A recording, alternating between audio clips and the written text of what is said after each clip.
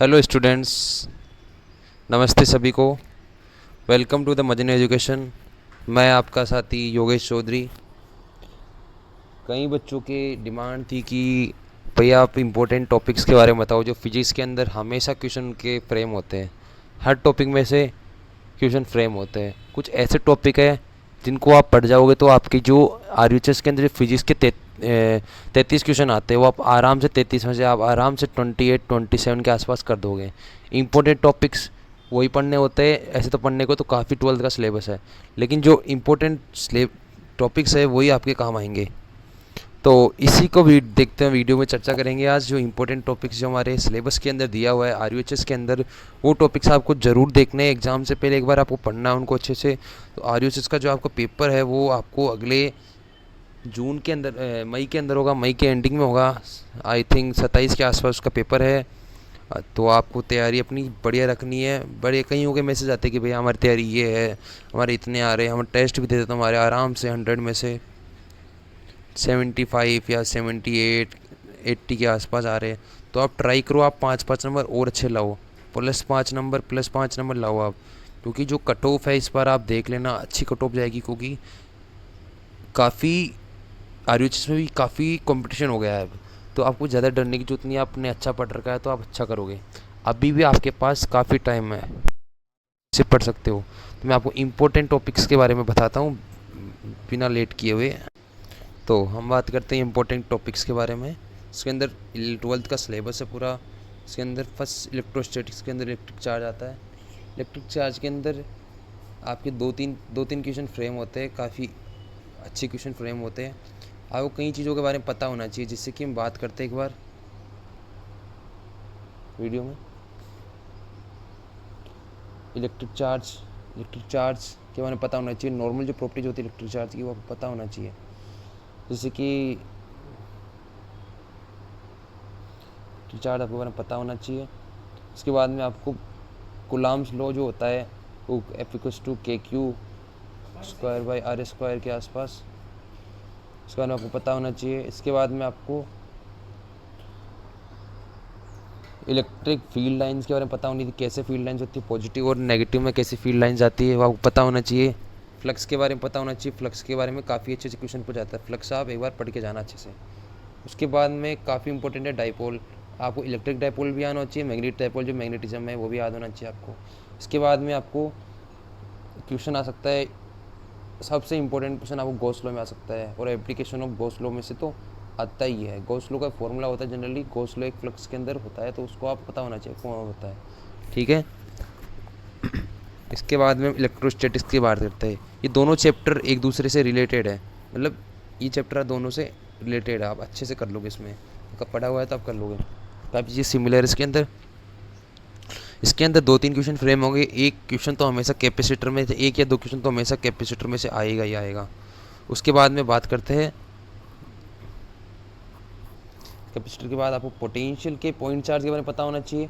Electric dipole जो वहाँ पे आया था वो यहाँ पे भी आएगा भैया जी, आएगा इलेक्ट्रिक डाइपोल के बारे में। और इसके बाद में आपको सिस्टम ऑफ चार्जेस के बारे में पता होना चाहिए, कितने सिस्टम होते हैं, क्या होता है, चाहे वो दिया जाए क्वेश्चन में। उसके बाद में आप पोटेंशियल एनर्जी के आपके बारे में पता होना चाहिए। एक्सटर्नल फील्ड के बारे में आपको ऊपर से आइडिया होना चाहिए, आप कर लोगे क्वेश्चन। इसके बाद में कैपेसिटर में आपको हमेशा क्वेश्चन आता है। आपको कैपेसिटर दे देगा इस हिसाब से कैपेसिटर, तो आपको पता होना चाहिए कैपेसिटर सीरीज और पैरेलल में कैसे जुड़ा हुआ है। और सीरीज और पैरेलल का आपको पता होना चाहिए कॉम्बिनेशन में क्या फॉर्मूले होते हैं। C1/C2 किधर होता है, 1/C1/C2 किधर होता है, पता होना चाहिए। क्वेश्चन आपके पास आएंगे ही आएंगे। और पैरेलल प्लेट कैपेसिटर आपको पता होना चाहिए। Parallel plate capacitor positive negative वाला जो होते हैं ना, आपको पता होना चाहिए। कॉम्बिनेशन ऑफ कैपेसिटर वो मैंने बता दिया आपको। एनर्जी स्टोर के क्वेश्चन आते ही आते हैं, इसमें आप देखोगे ना तो एनर्जी स्टोर के क्वेश्चन आते हैं। इसकी एनर्जी हाफ CV² इसका कैपेसिटर का है, C/2C ये इसका कैपेसिटर का एनर्जी के स्टोर का फॉर्मूला है। ठीक है। करंट इलेक्ट्रिसिटी अच्छा टॉपिक है, दिमाग से लगाओगे तो हो जाएगा। इसमें ओम्स लॉ से क्वेश्चन आएगा, V=IR ओम्स लॉ। इसके बाद में रजिस्टिविटी, वेरियस मटेरियल की टेम्परेचर डिपेंडेंट पता होना चाहिए। पावर के बारे में पता होना चाहिए, पावर आपको आनी चाहिए, पावर का P1/P2। और इसके बाद में सेल्स का इंटरनल रेजिस्टेंस का पता होना चाहिए। सीरीज और पैरेलल में आप कैपेसिटर को कैसे ऐड करोगे, यानी कैपेसिटर सीरीज में है पैरेलल में, वही कैपेसिटर का अपोजिट होता है। जो कैपेसिटर में होता है उसी का अपोजिट होता है सीरीज के इसके अंदर। चलिए मैं आइडिया देता हूँ आपको एक बार। जो कैपेसिटर होता है वो रेजिस्टेंस का उल्टा होता है, क्योंकि जो सीरीज में जो ऐड करते हैं कैपेसिटर में वो रेजिस्टेंस के पैरेलल में ऐड करते हैं, सेम चीज़। ठीक है, आपको पता होना चाहिए। और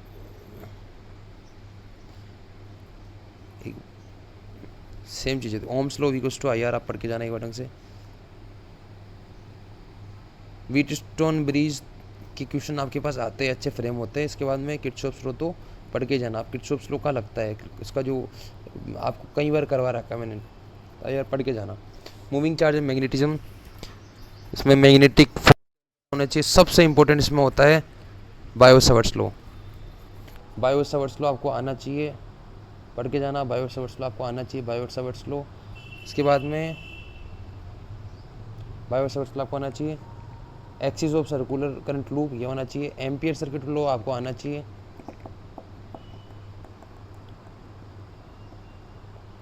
सोलेनोइड के बारे में पता होना चाहिए आपको, सोलेनोइड किस हिसाब से उसका होता है। टॉर्क आपको पता होना चाहिए, टॉर्क का फॉर्मूला क्या होता है। और मैग्नेटिक डाइपोल और मूविंग कॉइल गैल्वेनोमीटर के फॉर्मूले आपको याद होना चाहिए। ठीक है, मैग्नेटिज्म मीटर में आपको इतना कुछ खास पढ़ना नहीं है, दिमाग ज़्यादा लगाना नहीं है आपको। सिर्फ मैं इंपॉर्टेंट टॉपिक बता रहा हूँ, पढ़ के जाना है, मैं बता रहा हूँ आपको। आप इसमें सिर्फ बार मैग्नेट के बारे में पता होना चाहिए। बार मैग्नेट के अंदर डायमैग्नेटिक में क्या होता है, फेरो और पैरो।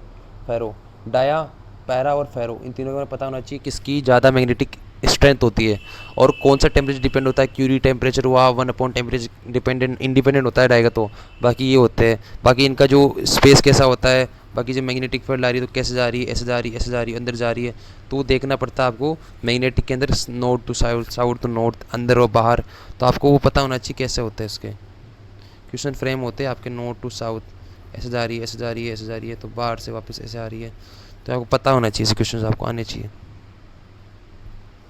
अल्टरनेटिंग करंट, वो सॉरी इलेक्ट्रोमैग्नेटिक इंडक्शन EMI के अंदर मैं आपको 2-3 चीज़ें इंपॉर्टेंट बताऊंगा, वो पढ़ लेना, कुछ मत पढ़ना बस आप। तो सारे मैग्नेटिक फ्लक्स के फॉर्मूले, सारे फैराडे लॉ के फॉर्मूले, लेंज लॉ आपको पूरा आना चाहिए। और म्यू मोशन MEF को पता होना चाहिए, एनर्जी। और इसके बाद में AC और इंडक्टेंस, ये पढ़ के जाना आपको। इंडक्टेंस, इम्पीडेंस के जितने फॉर्मूले सारे पढ़ के जाने आपको। एम्पियर लॉ के अंदर मैं इंपॉर्टेंट चीज़ें बता रहा हूँ, वही पढ़ के जानी है आपको, ज़्यादा कुछ नहीं पढ़ना। इतना कौन पढ़ना अपने को, फिर हम क्यों बैठे यहाँ पे। हमने जितने पुराने पेपर है 5 साल के, वो देख के एक बार अच्छे से एनालाइज किया है, उसके फॉर्मूले हमें देखे हैं, टॉपिक सब में कवर करके देखे कौन कौन से इंपॉर्टेंट है, वही आएंगे। देखो इसमें ट्रांसफॉर्मर्स का इतना नहीं आता। पावर फैक्टर को पता होना चाहिए। AC और LCR सर्किट, LCR तो मोस्ट कॉमन इंपॉर्टेंट ही है। और वोल्टेज रजिस्टर का, और इसके बाद में आपको जो इम्पीडेंस, इसके जो फॉर्मूले कैपेसिटर, वोल्टमीटर के, रेजिस्टेंस के सारे फॉर्मूले हैं। LCR के जेड वाले जो फॉर्मूला आता है ना, R² C² - V² वाले फॉर्मूले आपको पता होना चाहिए।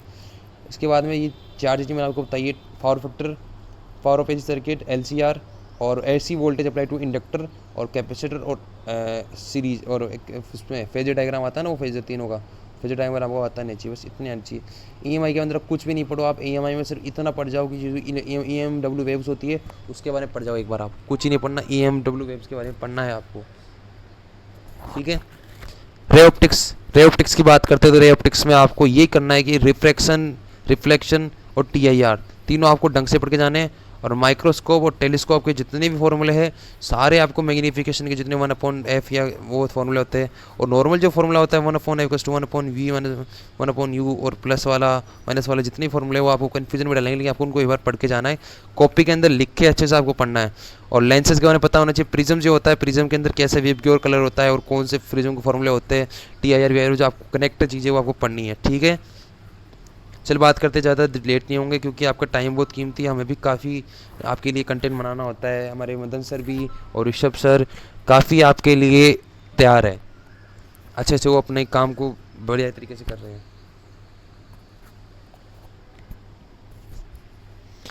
वे ऑप्टिक्स में आप हाइजन प्रिंसिपल है, उसको पढ़ो पूरा अच्छे से, नॉर्मल उसको पढ़ो।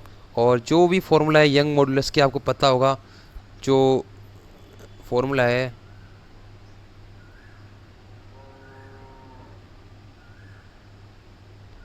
लेमडा डी बाई डी वाला फॉर्मूला जो होता है ना, वो आपको पता आना हो चाहिए यंग्स मॉडुलस का, ठीक है।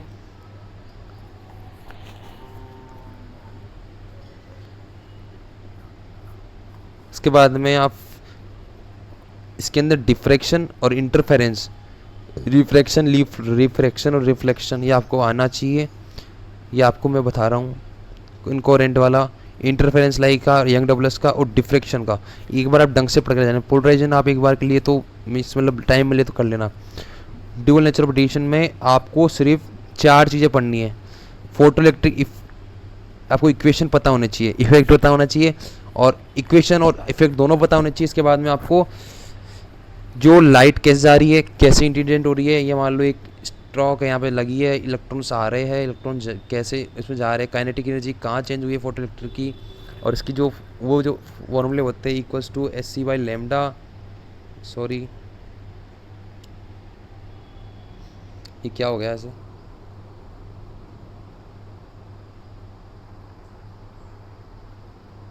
सेकेंड,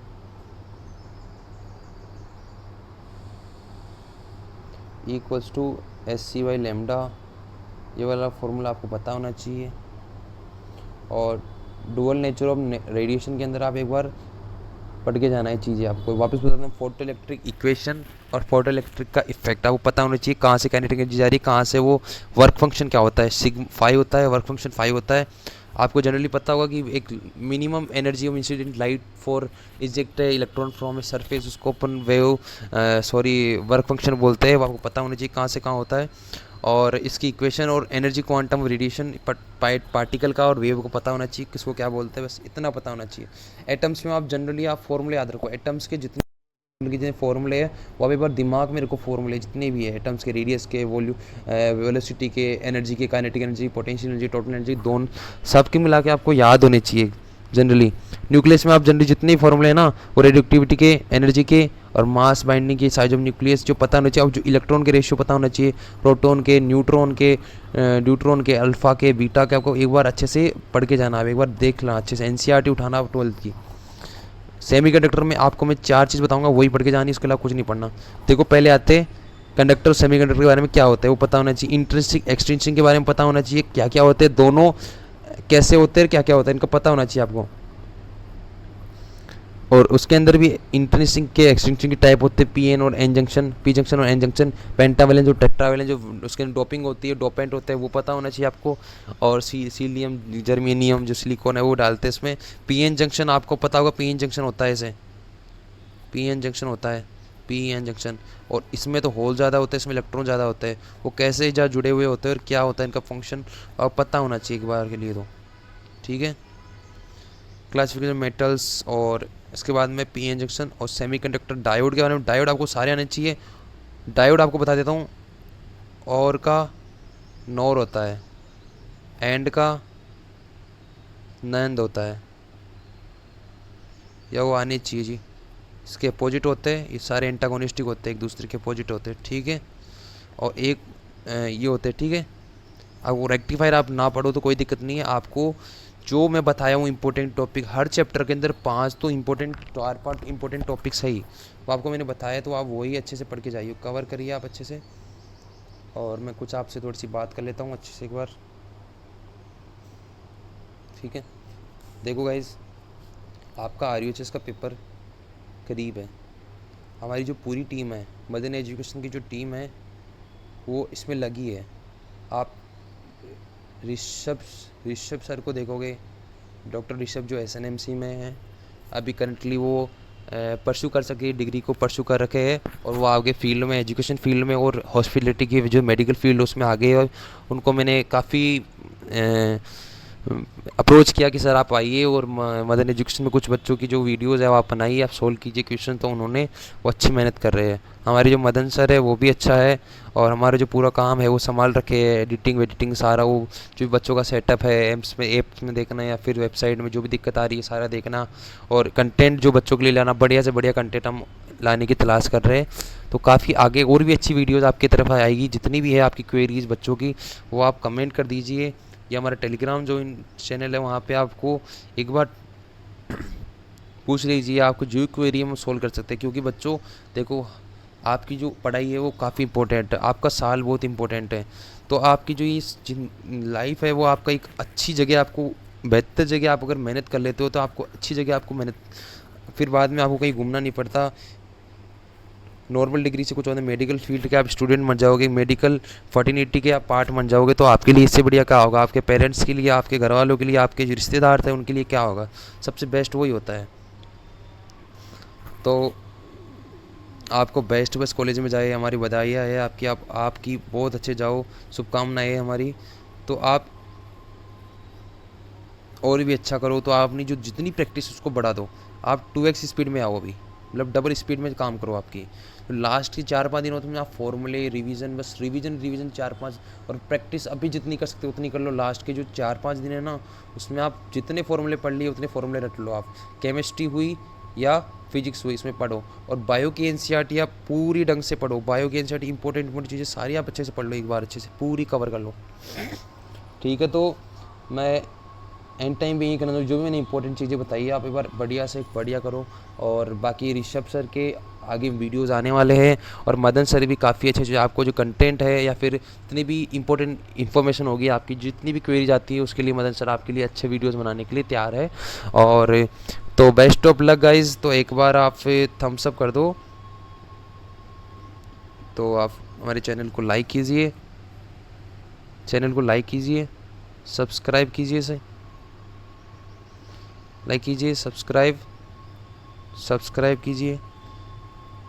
और अपनी जो कोई फ्रेंड से जो RUHS की तैयारी कर रहा है उसको भी आप बताइए कि आप हमारे चैनल से जुड़े और अच्छी से पढ़ाई करें। क्योंकि बच्चों ये फ्री ऑफ कॉस्ट है, आपको कोई यहाँ पैसा नहीं लग रहा, ये फ्री ऑफ कॉस्ट है, फ्री का है। आपका ही भला होगा, आपका इसमें कोई ऐसा नहीं है।